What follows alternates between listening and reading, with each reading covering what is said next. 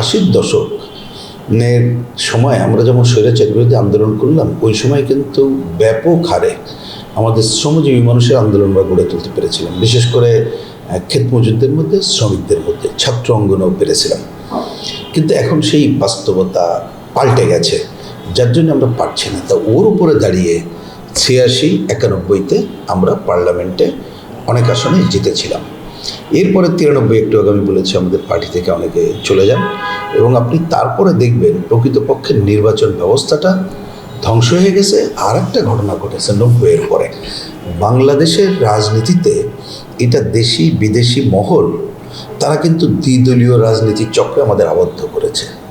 কারণ ধরো বড় ব্যবসায়ী, বিদেশি আধিপত্যবাদী শক্তি, সাম্রাজ্যবাদী শক্তি, তারা চিন্তা করেছে ক্ষমতায় যে থাকবে সেও তার লোক হবে, ক্ষমতার বাইরের তার লোক থাকবে। সুতরাং রাজনীতিটাকে ওই রকম জায়গায় তারা নিয়ে গেছে। সুতরাং ওইরকম একটা প্রতিকূল পরিবেশের মধ্য দিয়ে আমাদের চলতে হচ্ছে।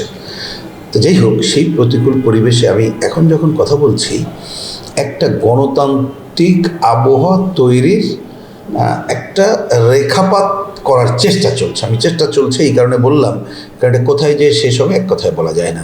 তো সেই জায়গায় দাঁড়িয়ে আমরা সরকারকে বলেছি যে জরুরিভাবে তাদের অন্যতম কর্তব্য হল নির্বাচন ব্যবস্থার আমূল সংস্কারের আলোচনা শুরু করা। তা আমরা এটুকু আপনাকে আমি দায়িত্ব নিয়ে বলতে পারি, যদি নির্বাচন ব্যবস্থার একটা সংস্কার করে নির্বাচন হয়, আমরা তো নির্বাচন অংশ অবশ্যই নেব। কমিউনিস্ট পার্টি, আমাদের বাম জোট বা প্রগতিশীল গণতান্ত্রিক শক্তিগুলোর সাথে আমরা কিন্তু এই জোটগতভাবে করব। আমি আশা করি অতীতের নিকট অতীতের যে কোনো সময়ের তুলনায় এইবারের নির্বাচনে সারা দেশে আমাদের অবস্থানটা আগের তুলনায় ভালো হবে।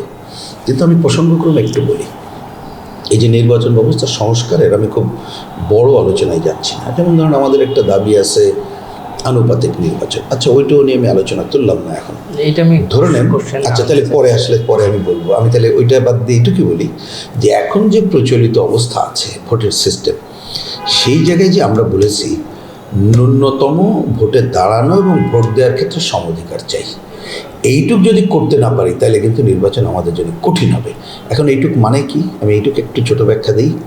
দেখুন, আমাদের কাগজে কলমে আপনি কিন্তু নির্বাচনে দাঁড়াইতে পারবেন বলে বলা হচ্ছে, কিন্তু আপনি আমাকে বলেন একটা ভালো মানুষ যদি তার টাকা না থাকে নির্বাচন দাঁড়াইতে পারবে না, করতে পারবে না। তা আমরা এই জন্য বলেছি নির্বাচনে দাঁড়ানোর ক্ষেত্রে এবং পুরো নির্বাচন ব্যবস্থার দায় দায়িত্ব নির্বাচন কমিশন নেবে। কোনো প্রার্থীর আলাদা কোনো খরচ করতে হবে না, পোস্টার, লিফলেট, প্রজেকশন টিম তার থেকে করে দেবে। আর মানুষের ভোট দেওয়ার অধিকার একেবারে নির্বিঘ্নে হবে, প্রশাসনিক কারসাজি হবে না। তো এইরকমটা যে পরিবেশ পরিস্থিতি থাকে, তা ধরুন অন্যান্য দল এবং আমরা সমভাবে যদি মানুষের কাছে আমাদের বিকল্পটা তুলে ধরতে পারি, আমাদের করণীয়, আমার ধারণা মানুষ আমাদেরকে ভোট দেবে। কিন্তু ওইটা না করে যদি পুরনো ধারায় নির্বাচন হয় তাহলে আমাদের জন্য কঠিন।